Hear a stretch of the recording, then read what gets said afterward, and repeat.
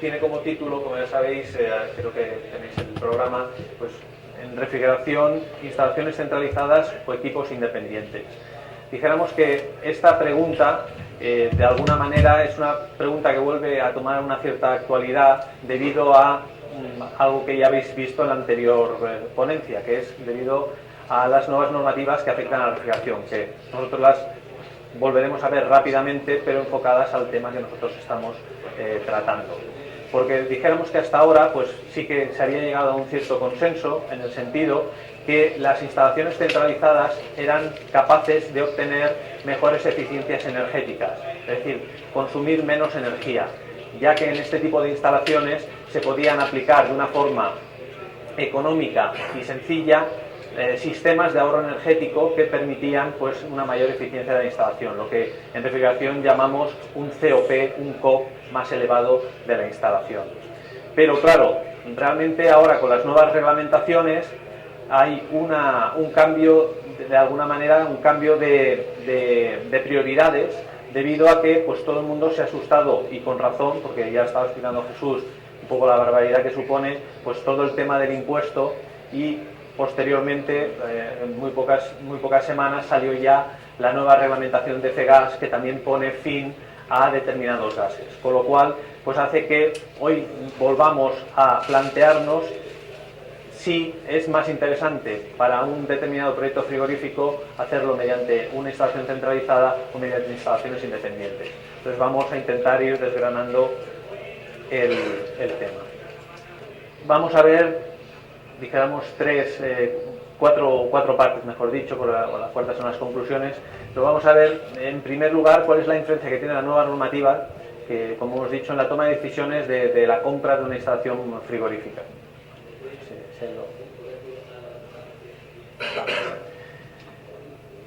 En segundo lugar, vamos a ver cuáles son las ventajas e inconvenientes que tiene una instalación de tipo centralizado. También veremos las ventajas e inconvenientes que lleva aparejada pues una solución de equipos independientes, y luego un poco las conclusiones. Las nuevas normativas, como decía, son de dos tipos. Una es el nuevo impuesto sobre los gases fluorados, que es un impuesto que depende del efecto invernadero de cada refrigerante, que en inglés es el GWP y en español es el PCA, el potencial de calentamiento atmosférico, y así viene definido en el texto del impuesto sobre gases fluorados que se publicó en el BOE recientemente. El segundo tema, la segunda normativa que nos afecta es el reglamento de FEGAS, que lo que hace no pone impuestos, sino que lo que hace es prohibir en unas determinadas fechas determinados refrigerantes, también en función de su valor de GWP, estableciendo un valor, una frontera de GWP 2500, de tal manera que los gases que quedan superior a esta frontera van a ser prohibidos a corto o medio plazo, porque 6-8 años, que es lo que vamos a ver en 2020, ya vienen las primeras prohibiciones, 2022 otra tanda de prohibiciones, pues estamos hablando de corto y medio plazo realmente. Un poco para situar cuál es la influencia de los gases que utilizamos en refrigeración respecto del efecto invernadero, porque también es importante que veamos en qué contribuimos entre todos utilizando estos refrigerantes al efecto invernadero. Bien, aquí vemos unas gráficas en las cuales vemos que el efecto invernadero, el 87% del mismo se da por la emisión del CO2 de origen humano, pues las fábricas, combustibles fósiles, todo lo que es la generación de electricidad también utilizando combustibles fósiles, es esta parte lo que genera el efecto invernadero. Los HFC, que son los gases que utilizamos actualmente en refrigeración, tienen solamente como contribución un 1,2%. Y sin embargo, por este 1,2% nos están poniendo todo este impuesto y nos están poniendo todo el tema de las prohibiciones. Bueno, es un poco fuerte, pero es así.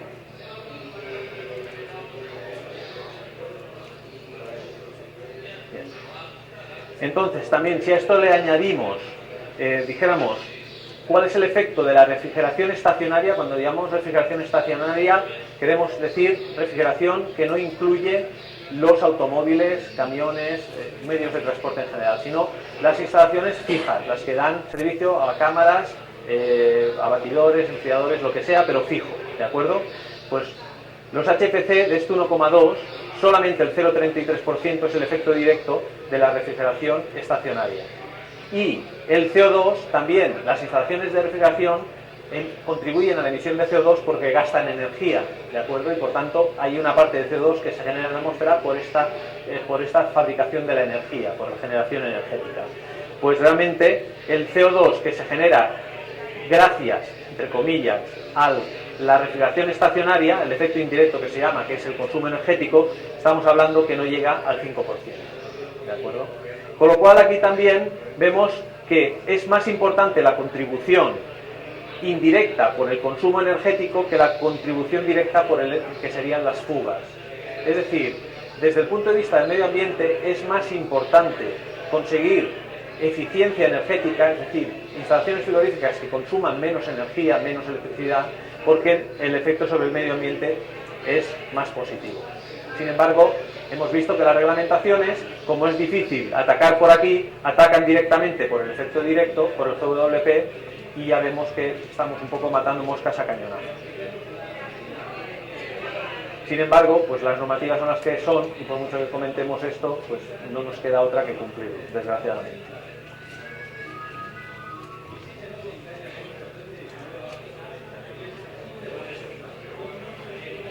Nos va a dar la lata esto, ¿no?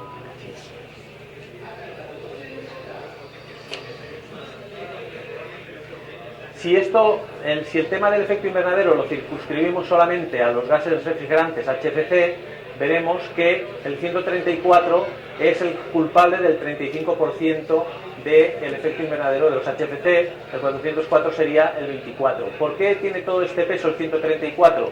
Porque es el gas que se ha utilizado en la automoción. Y realmente lo que gasta más refrigerantes a nivel mundial es la automoción, es el aire acondicionado de los automóviles, camiones, autocares, etc. ¿De acuerdo? Con lo cual, por esto es la contribución mayor. Si lo tomamos en cuanto a kilos de refrigerante. ¿De acuerdo? Pero vamos a ver en la siguiente figura, ¿veis aquí? El consumo de HFCs en el 2010 en la Unión Europea fueron 85.900 toneladas. Y esta es la distribución en tanto por ciento de los distintos refrigerantes en contribución al efecto invernadero.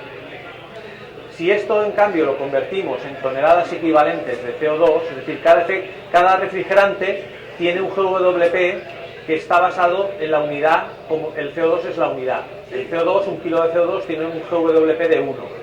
Y todos estos refrigerantes pues tienen un GWP que es referido al CO2. Por ejemplo, el 134 tiene 1300, el 404 tiene del orden de 3700, con lo cual en toneladas equivalentes de CO2 se rebaja considerablemente la parte culpable, de alguna manera, del 134, pasando al 23%, y el 404 supone el 44% del efecto invernadero en toneladas equivalentes de CO2. ¿De acuerdo? De alguna manera, por eso, estos gases de alto GWP, como el 404, son los que se ven prohibidos por la normativa europea. La próxima. El impuesto sobre los gases fluorados, no me voy a detener porque ya lo ha comentado Jesús, pero bueno, viene a gravar en función del GWP multiplicado por 0,02. Esto da, pues, unos valores en los cuales se ve claramente que el 134 es un refrigerante que a nivel de impuesto es el que tiene el impuesto más bajo de todos los refrigerantes más habitualmente utilizados. ¿De acuerdo? El nuevo impuesto entró en vigor el 1 de enero de este año y hay un régimen transitorio del 2014 y 2015 donde entra un tercio del impuesto, 2 tercios del impuesto, y en el 2016 ya será el impuesto total. Por tanto, esos 26 euros, por ejemplo, el 134, este año estamos hablando de 8 euros y pico, el año que viene serán del orden de 17 euros y en el 2016 ya se pagará 26 euros por kilo. ¿De acuerdo? Hay que insistir en que el impuesto se paga solamente por las recargas, por las fugas. No se paga para la primera carga de los aparatos nuevos. ¿De acuerdo? La primera carga no está sujeta al impuesto. tampoco están sujetos al impuesto los refrigerantes con un GWP o un PAO inferior a 150. Y los gases reciclados solo pagan el 85% del impuesto.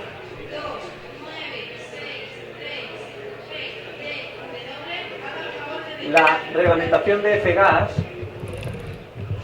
que también afecta a la toma de decisiones en la compra de una instalación frigorífica en la actualidad, pues tiene diversos ámbitos de regulación, aunque el que más nos afecta son los calendarios de eliminación de los distintos refrigerantes. En realidad también este reglamento de F-gas está legislando sobre la disminución de las fugas y sobre el reciclaje, está estableciendo requisitos mínimos de entrenamiento y calificación del personal frigorista que atiende a las instalaciones, insiste sobre la monitorización y el reporte de datos de las instalaciones. De hecho, establece en las instalaciones frigoríficas hay que tener un libro de seguimiento, un libro de mantenimiento, en el cual se deben de contemplar, en función de la carga, cada X meses la cantidad de fugas y recargas de refrigerante que se ha hecho. ¿De acuerdo? Y esto es importante porque es lo que a nosotros nos va a permitir, a ustedes en este caso, al instalador frigorista, conocer la cantidad de fugas que hay anualmente en la instalación y de alguna manera proponer a la propiedad, a ustedes, la posibilidad de reducirlas, porque tiene mucho interés debido pues, a dos cosas. Primero, el impuesto que se tiene que pagar, y que luego también lo que es las fugas inciden sobre una menor eficiencia de las instalaciones. ¿De acuerdo?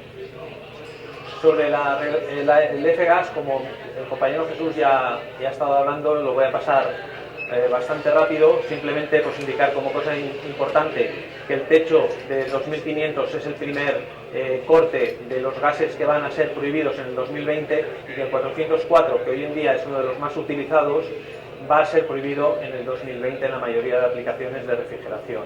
Entonces, esto de alguna manera para el sector ha supuesto un golpe, no tanto que también por la prohibición de este refrigerante, sino porque ha venido muy de sorpresa. Todos estos cambios han sido muy rápidos, tanto el impuesto como esta normativa, porque hasta hace 4 días se estaba recomendando como la mejor solución, y realmente lo era, sustituir el R22, que se estaba ya eliminando totalmente, por el 404.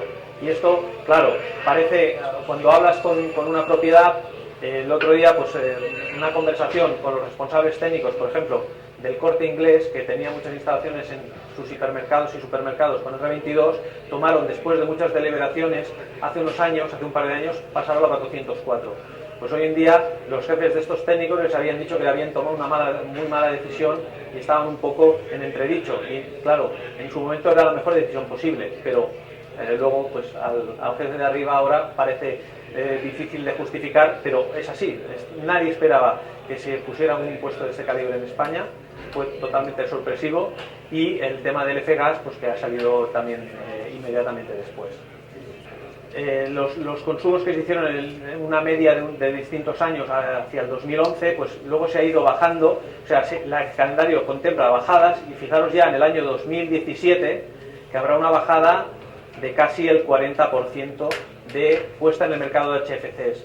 Esto también preocupa bastante, porque realmente esto obligará a los fabricantes a adaptarse, sacando al mercado, como ya están haciendo, gases de menor GWP, pero es que para ellos poder tener disponibilidad de toda la demanda de gases, van a tener que penalizar, como había dicho Jesús, en precio los de GWP más alto. Esto va a hacer que, de hecho ya está haciendo que el mercado, gracias al impuesto, gracias, es un decir, está cambiando muy rápidamente de los gases que se están utilizando. ¿De acuerdo? Aquí se ve muy gráfico los escalones, lo rápido que van bajando, y realmente los años no son muy lejanos. Aunque se hable del 2020, la prohibición del 404, ya fijaros, ya en el 2017 bajar un 40% de puesta en el mercado, pues es complicado. Entonces, este escenario nos lleva a unas tendencias para la decisión, dijéramos, de compra o de qué vamos a utilizar en una instalación frigorífica actualmente. Evidentemente, el tema del impuesto ha sido muy fuerte, y la primera reacción ha sido intentar reducir el pago del impuesto por parte de todos. De todas maneras, hay que hay que tener en cuenta que hay más elementos de juicio y que esto ahora todos nos hemos puesto muy nerviosos por el impuesto, pero hay que tener cuidado porque a veces por hacer cosas que hoy reducen el pago del impuesto estamos penalizando la instalación en toda su vida útil, ¿de acuerdo? Y esto hay que tenerlo en cuenta. Por tanto, intento reducir el pago de impuesto. ¿De qué forma y manera? Pues usando refrigerantes que tengan menor GWP, que es el que hace que pague más impuesto. Intentar reducir la carga de refrigerante. Intentar reducir también la tasa de fugas de refrigerante. También hay un intento de evitar la conversión de las instalaciones durante su vida útil. Es decir, si compramos una instalación hoy y dentro de 3 años hay que cambiar el gas, pues vale, se puede hacer, pero es un gasto que a lo mejor no tenemos por qué acometer si tenemos una decisión más correcta en este momento. Por esta razón, pues también hoy en día se intenta que las instalaciones nuevas sean con refrigerantes con el GWP inferior a 2500. Por tanto, a nadie se le ocurre hoy hacer una instalación con 404. Si lo podemos evitar, vamos a evitarlo. También el uso de refrigerantes que tengan ya determinado un sustituto directo que permita hacer el cambio del gas en la instalación sin cambiar nada más o lo menos posible. Hoy en día, pues sabemos que, lo ha comentado Jesús, el 134 existe el 1234 YF o 1234 ZE o el N13. Son refrigerantes que ya existen, que no están en disponibilidad industrial, pero que se pueden conseguir y que en los meses que vendrán pues los iremos conociendo y viendo mucho más. Con lo cual, pues utilizar hoy en día pues un refrigerante, por ejemplo el 134, que ya tiene un sustituto identificado, es una garantía de futuro. Es una garantía de futuro. Y aún así también el 134, como el GWP es 1300, no estaría prohibido en el 2020, sino que seguiría adelante. También el gran olvidado de toda esta movida de la nueva reglamentación, el consumo energético. Hace unos años el consumo energético era lo que todo el mundo demandaba. Pedía mejorar la eficiencia energética de sus instalaciones e instalar equipos o sistemas que permitiesen reducir el consumo energético. Hoy en día se están haciendo, a mi juicio, porque lo veo porque me llegan las peticiones, de instalaciones que solo se focalizan sobre reducir el impuesto, penalizando durante los 10-15 años que tengamos esa instalación el consumo energético. Y para mí es un error, porque sería mucho mejor, desde todos los puntos de vista, mirar de reducir el consumo energético y en paralelo mirar de reducir la tasa de fugas de esa instalación durante su vida útil, más que evitar que de inicio tenga una baja carga de refrigerante.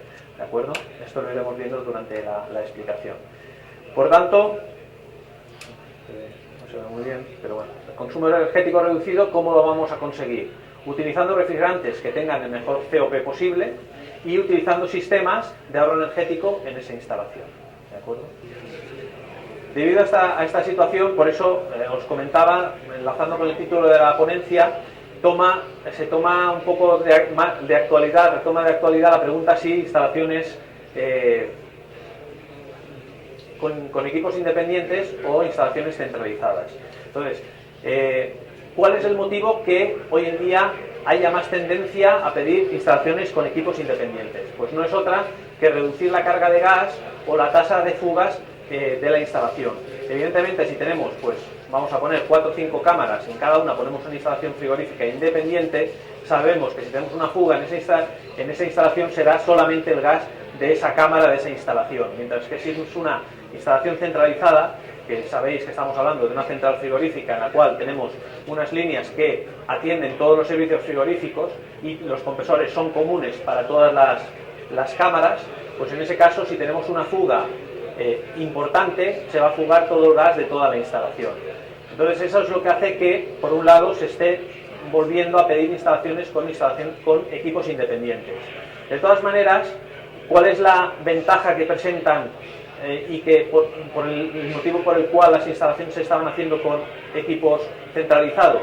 Sobre todo porque un equipo centralizado te permite reducir el consumo energético vía pues utilizar variadores de frecuencia de los compresores, utilizando sistemas de condensación flotante, utilizando incluso válvulas electrónicas, y esto permitía reducciones del consumo de hasta el 30 y 40% anual, cosa que es muy importante.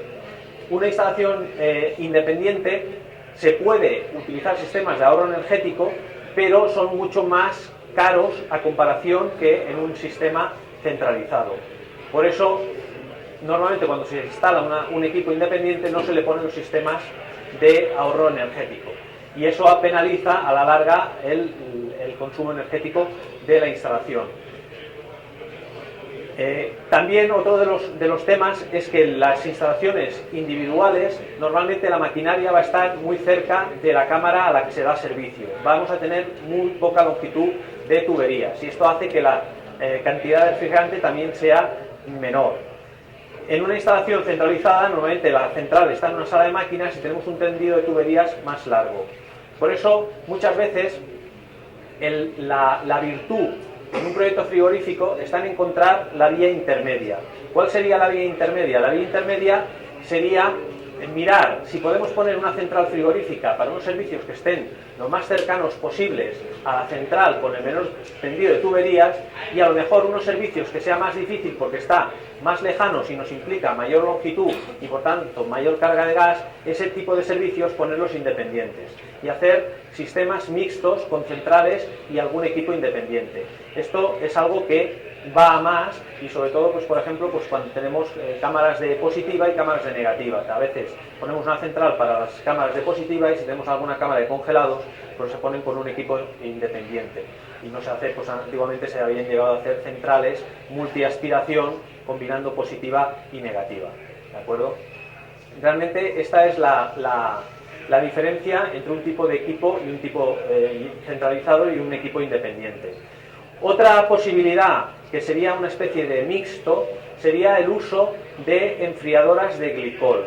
Una enfriadora de glicol puede ser perfectamente una central frigorífica, con lo cual se puede utilizar todos los sistemas de ahorro energético que tenemos disponibles para las centrales frigoríficas de expansión directa, pero en lugar de eso, en lugar de hacer expansión directa, enviar refrigerante a las cámaras, vamos a enfriar en un evaporador multitubular o de placas que está también en la sala de máquinas. Vamos a enfriar un fluido caloportador, normalmente glicol, y este glicol lo vamos a enviar a las cámaras y será el encargado de refrigerar en los, no serían llamados evaporadores, en este caso se llaman aeroenfriadores.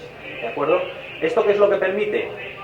Permite tener los sistemas de ahorro energético de una central frigorífica, pero muy poca carga de gas, porque la carga de gas está solamente en la sala de máquinas, no sale de la sala de máquinas. Lo que sale de la sala de máquinas es el fluido caloportador, el glicol. Penalizamos ligeramente la eficiencia energética, pero no la perjudicamos tanto como sería el caso de instalaciones totalmente independientes, y luego nos permite que esa enfriadora o sea, todo el circuito que nos la enfriadora es independiente de las normativas de los refrigerantes. ¿De acuerdo? Si la enfriadora se hace también con 134, que es la tendencia, tenemos un gas que tiene el mejor COP de todos los HFC, que tiene el más bajo GWP de todos los HFC, por tanto el menor impuesto, y que nos va a permitir también, pues ya a futuro, estamos hablando de horizontes ya a largo plazo, sustituirlo por los HFO 1, 2, 3, 4, YF o ZE. ¿De acuerdo? Por tanto, también es una solución que va a más, sobre todo en los sectores industriales. Incluso se pueden hacer secaderos con glicol frío y glicol caliente. Es una tecnología y por tanto pues en vuestra zona también es totalmente factible el utilizar esta tecnología. Por tanto, la idea es siempre hacer un estudio concreto de cada caso, de cada proyecto frigorífico. Como conclusión podemos decir que no hay una solución única, mejor siempre en todos los casos. No podemos decir que siempre sea todo centralizado, todo independiente. Muchas veces la mejor solución para cada caso será pues hacer un mixto de estas cosas o utilizar una enfriadora de glicol, y depende de las cargas frigoríficas que tenemos, del número de servicios, de lo alejados que estén de la sala de máquinas de la que disponemos. Hay una serie de condicionantes de cada proyecto que hay que estudiar en cada caso concreto. ¿De acuerdo? Y por eso hay que mirarlo en cada caso. También indicar que vale más la pena invertir en la eliminación de fugas que no invertir en instalaciones que sean más sectorizadas. ¿de acuerdo? Es decir, a veces vale más la pena, en lugar de poner 10 unidades frigoríficas independientes, poner una central para esas 10 cámaras frigoríficas, pero si tenemos fugas durante la vida, estudiar dónde están las fugas y invertir en eliminarlas.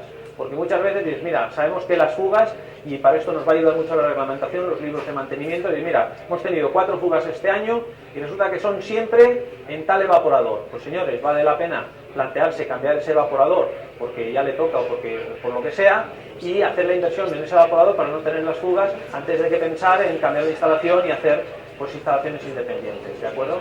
Esa es un poco la idea. Al final, el que les tiene que asesorar en todos estos temas frigoríficos es su instalador. El instalador es el que conoce la normativa, es el que conoce mejor la instalación, las necesidades que tiene que satisfacer esa instalación, y les va a aconsejar, porque siempre el instalador frigorista tiene en cuenta también los aspectos de consumo que afectan a su cliente. Los instaladores frigoristas al final quieren que la instalación funcione y que funcione con el menor costo posible, porque saben que si una instalación frigorífica consume mucho, al final las quejas le van a venir a él. Está en su idea de que las instalaciones que él proyecta sean lo más eficiente posible. Eso no nos tiene que caber ninguna duda, ¿de acuerdo? Y bueno, básicamente esta es un poco la explicación. Lástima que no haya podido hacerlo con el soporte informático, pero bueno, básicamente esta es la idea que les quería transmitir. No sé si hay alguna pregunta sobre el particular que pueda contestarle, sobre el tema de los gases, sobre algún gas en concreto.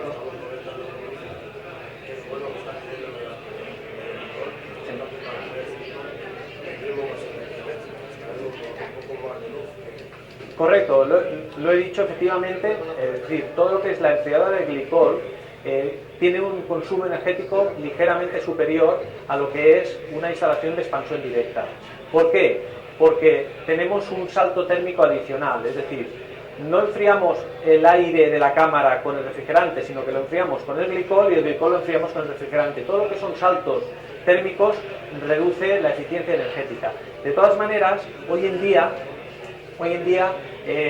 las enfriadoras pueden trabajar con intercambiadores con saltos térmicos muy cortitos, sobre todo los intercambiadores de placas, que es lo que se busca para mejorar la eficiencia, y hace que se pierda menos eficiencia que antiguamente cuando se utilizaba una enfriadora.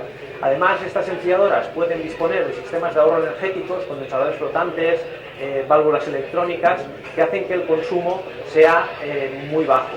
Luego hay una mejora en las enfriadoras respecto a la expansión directa, que es que la enfriadora, al ser muy pequeña, todo muy concentrado, la pérdida de carga es muy baja, cosa que en la expansión directa tenemos la pérdida de carga de la longitud de las líneas, y eso juega a nuestro favor.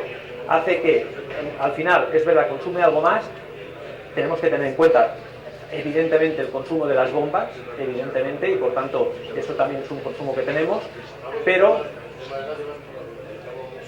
exactamente, la única razón es intentar ahorrar el gas y evitar de que a futuro tener que cambiar toda la instalación, porque todo lo que es la parte de glicol queda constante.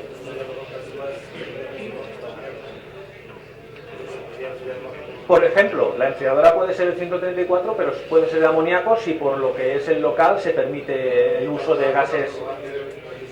Sí, sí, efectivamente.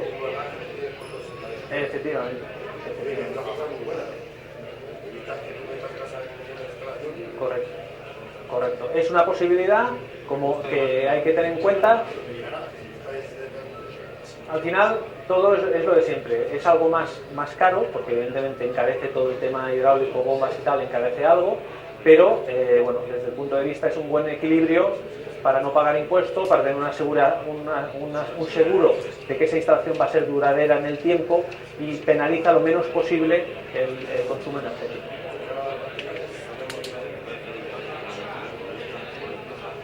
Igual. Sobre las baterías no tiene demasiada incidencia. ¿Y de CO2 qué opinas? El CO2, como todos los refrigerantes, tienen su campo de aplicación.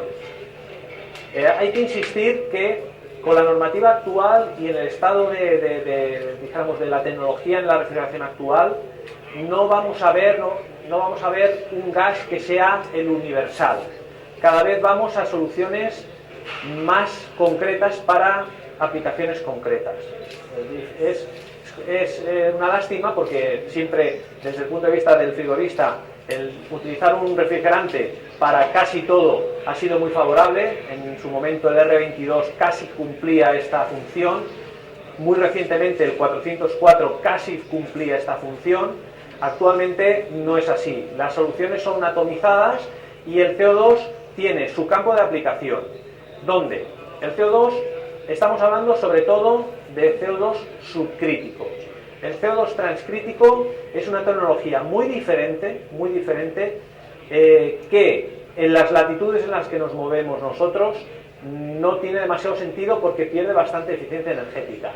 No obstante, pues bueno, hay empresas que lo empujan también, evidentemente, y es lícito por motivos comerciales, porque si una empresa domina una tecnología y otras no, pues evidentemente quiere hacer valer esa tecnología o esa tecnicidad que le aporta, ¿no?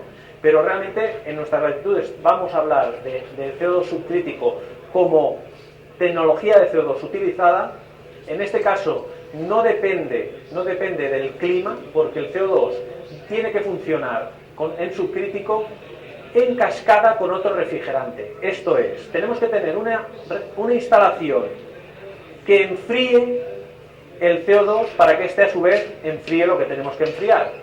Entonces, esto se define que el CO2 es condensado por otra máquina frigorífica. Esto ya supone un hándicap en el sentido económico. Si tenemos que hacer una cámara, sobre todo el CO2, donde lo vamos a ver es en congelación. Es un gas que se mueve bien para temperaturas de congelación. Si tenemos que hacer una cámara de congelados o un túnel de congelación con CO2 y para ese túnel además tenemos que meter una máquina frigorífica de amoníaco o de 134 para enfriar, para condensar ese CO2, estamos ya todos teniendo muy claro que económicamente es elevado la inversión que va a haber que hacer, porque son dos máquinas para un solo servicio frigorífico. Por tanto, donde se está moviendo bien el CO2 es en aquellos proyectos frigoríficos donde yo ya tengo la necesidad de una máquina de frío positivo para unas cámaras de frío positivo, para unas cámaras de conservación de frescos, ¿de acuerdo? O unos secaderos, por ejemplo, en nuestro caso. Tengo que tener una máquina, esa máquina la sobredimensiono para condensar el CO2 y en este caso ese coste de condensar el CO2 no es un coste único, sino que me queda muy diluido porque ya tengo una máquina, simplemente le pondré un compresor más o una talla más de compresores, ¿de acuerdo? En ese caso sí que el CO2 es una solución y de hecho en el segmento, en la aplicación que está entrando muy fuerte es en la aplicación de supermercados. Los supermercados se está utilizando una central depositiva con 134 para todo lo que son muebles de conservación de frescos y cámaras de frescos y el CO2 en cascada para lo que son islas de congelados y cámaras de congelados. Por ejemplo, pues nosotros hemos colaborado con instaladores que han realizado pues el Hipercore de Pamplona, está realizado con 134 CO2, hemos colaborado en 4 Carrefour Express, en Cataluña y en Madrid básicamente.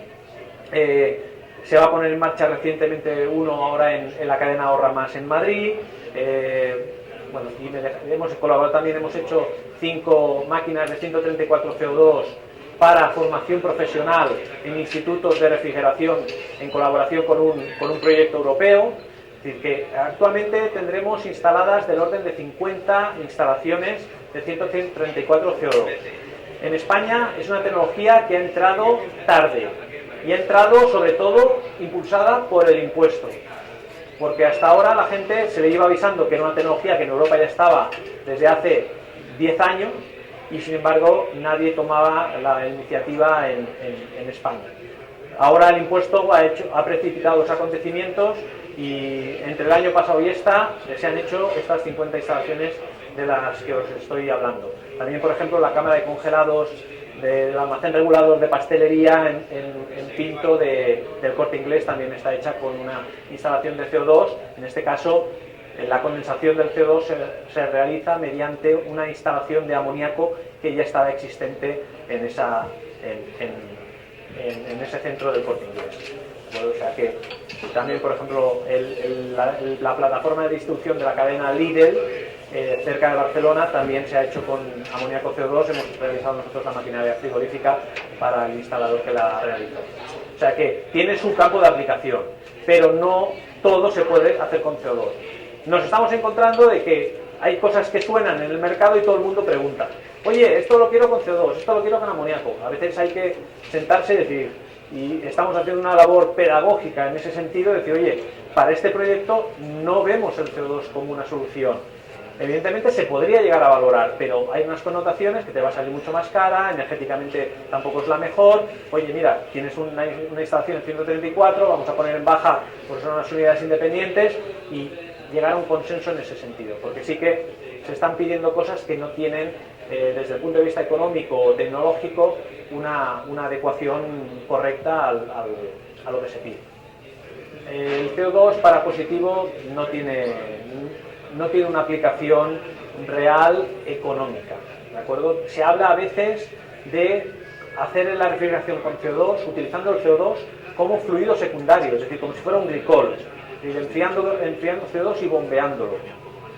Se puede hacer, pero hemos hecho estudios económicos y sale muy, muy caro y no tiene realmente una aplicación real. Yo, por ejemplo, si tengo que hacer CO2 bombeado, si existe CO2 en baja y poner CO2 bombeado, ya los costes quedan más diluidos. El caso, por ejemplo, de la plataforma de distribución de Lidl, cerca de Barcelona, donde se ha hecho una enfriadora de amoníaco, que enfriamos CO2, que se bombea a las cámaras de positiva, y tenemos una central muy grande de CO2 porque hay muchas cámaras de negativa, y se hace también con CO2 a menos 35, y ahí económicamente tenía sentido, pero la mayoría de veces no lo va a tener.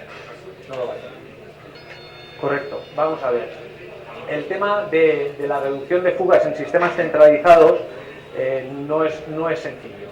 Es verdad que no es sencillo, pero yo diría que básicamente lo más importante para tener una instalación con pocas fugas durante su vida útil es la instalación y sobre todo las pruebas de presión que se hacen antes de la puesta en marcha. No le damos muchas veces la importancia que eso tiene. Una instalación que durante su ejecución y previa a la puesta en marcha definitiva se hacen unas pruebas de estanqueidad, tanto con presión como en vacío, concienzudas, que vemos que no existen ni cuando cargamos con nitrógeno ni cuando hacemos el vacío, hay fugas, hay pérdidas, le damos tiempo a que el manómetro realmente nos chive si hay fugas. Si eso lo hacemos bien, vamos a tener una instalación que va a tener muy pocas fugas durante la vida útil. Y si las fugas las tiene, las va a tener en sitios muy determinados, en alguna válvula que pueda perder, en algún grifo, y será muy atacable, por decirlo de alguna manera. El problema de las fugas vienen en aquellas soldaduras en tubería que quedan aisladas, que luego son muy difíciles de detectar, porque son muchas veces microfugas y que están todo el tiempo saliendo. Esto viene de una deficiente prueba de estanqueidad durante la puesta en marcha. Dicho esto, previa a la puesta en marcha. Dicho esto, sistemas a posterior. Los sistemas a posterior son sistemas que los vamos a ubicar sobre todo en el recipiente de líquido. Actualmente lo que se está encontrando en el mercado son sistemas con detección del nivel del recipiente de líquido, bien continuo o bien discontinuo. Es decir, continuo, pues hay niveles que te permiten ver el nivel analógico, y columnas en las cuales tenemos controladores de nivel puestos cada X centímetros y que son discretos, dijéramos, hay un control digital, por decirlo de alguna manera. Todo eso, pues previo a la monitorización, hay que ver la carga de refrigerante que hacemos, recoger la carga, ver cuál es el nivel de carga, y a partir de ahí ver cuál es la evolución de la carga y si tenemos fugas. Por eso nos permitiría ir viendo las fugas, no inmediatamente, pero sí tener una evolución de la fuga, y por tanto atacar y saber que tenemos una fuga e irla a buscar, ¿de acuerdo? Luego también es importante el poder sectorizar sobre todo los evaporadores, lo que es las cámaras, que esto por normativa también es así. Lo que ocurre que depende de la comunidad autónoma, lo están exigiendo más o lo están exigiendo menos. Me explico. El reglamento de seguridad de plantas y instalaciones frigoríficas está requiriendo en la actualidad que si tenemos tenemos que tener un detector de fugas en cada cámara.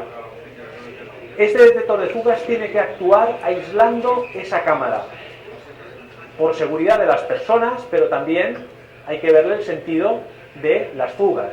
Y por tanto hay que aislar esa cámara totalmente. ¿Cómo lo haremos? Si ponemos una solenoide, una válvula eléctrica en la entrada del evaporador antes de la válvula de expansión y tenemos una válvula de retención a la salida del evaporador, sabemos que si tenemos una fuga solo vamos a perder, y la detecta el detector, solo vamos a perder el gas que esté dentro del evaporador.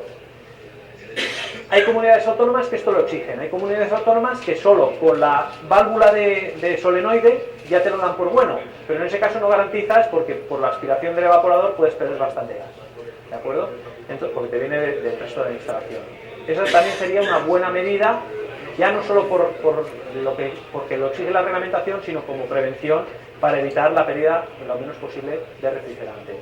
Básicamente estos son los métodos. Hay algún otro método, por ejemplo, que son un poco aproximativos, complejos, pero que hay gente que los utiliza, que es monitorizar las instalaciones en su presión de condensación, presión de evaporación, recalentamientos y subenfriamientos. Todos es conocido que si tenemos una fuga, pues va a aumentar el recalentamiento básicamente de lo que es el refrigerante en la aspiración de los compresores y va a haber un desajuste también del subenfriamiento. Entonces, pues bueno, son también maneras indirectas, controlando recalentamientos y subenfriamientos, de ver si tenemos una evolución de las fugas a peor, ¿de acuerdo? También se puede utilizar. Bueno, a ver, el tema de los glicoles es amplio, ¿no? Hablamos de glicoles a veces, pero el glicol es monopropileno y monoetilenglicol, pero hay, por ejemplo, sistema Temper, por ejemplo, para baja temperatura, que es un caloportador, hay muchos tipos de caloportador. Si hablamos solamente de glicoles, sí que quizá la gente, a la que empieza a utilizar, como ha sido una tendencia el aumentar el número de instalaciones con glicol, se ha encontrado con una problemática de la corrosión en las instalaciones de glicol. Si tú miras por precio, vas a comprar solamente un glicol sin aditivar. Y un glicol sin aditivar no tiene aditivos anticorrosión, no tiene aditivos anti-algas, anti-hongos, etc. Y pues si la instalación no es totalmente estanca, incluso tienes algún depósito que está abierto a la atmósfera, o que aunque esté tapado, esté en contacto con el oxígeno de la atmósfera, va a provocar corrosión en la instalación de glicol. Eso la gente se ha ido encontrando y ha visto que la única manera de eliminarlo es utilizar glicoles que ya vienen aditivados, que vienen con sus aditivos anticorrosión, antialgicidas, etcétera, etcétera. Y esos tienen un precio más elevado en el mercado. Eso sí que es verdad que la gente pregunta más, sobre todo que esté aditivado. Y luego también, pues, hay la tendencia de utilizar instalaciones de glicol, pues si estamos en una industria alimentaria, glicoles que cumplan con normativa sanitaria. Y ahí entraríamos con el monopropilenglicol tipo USP, que es calidad alimentaria. Entonces, pues bueno, quizá es lo que yo entiendo, no sé si hay más motivos, pero es lo que nosotros nos venimos encontrando. Sí, bueno, básicamente son detectores de nivel. Tú puedes poner en un depósito pues un detector en la parte alta que genera un ultrasonido, rebota en la superficie libre del líquido y entonces tú ves en cada momento cuál es la posición de la superficie del líquido. Entonces en ese caso pues vas a ver si tienes fugas o no. Añado en el tema de las fugas que en el tema de los niveles lo que hay que hacer es cada X horas recoger todo el gas en el recipiente para ver que te sube hasta ese nivel. Y entonces, pues bueno, sería la manera de ver que no tienes una bajada, porque si no las fluctuaciones invierno-verano son importantes, porque en invierno queda más refrigerante atrapado en el condensador que en el verano y eso puede modificar las alturas en el líquido, en el recipiente de líquido.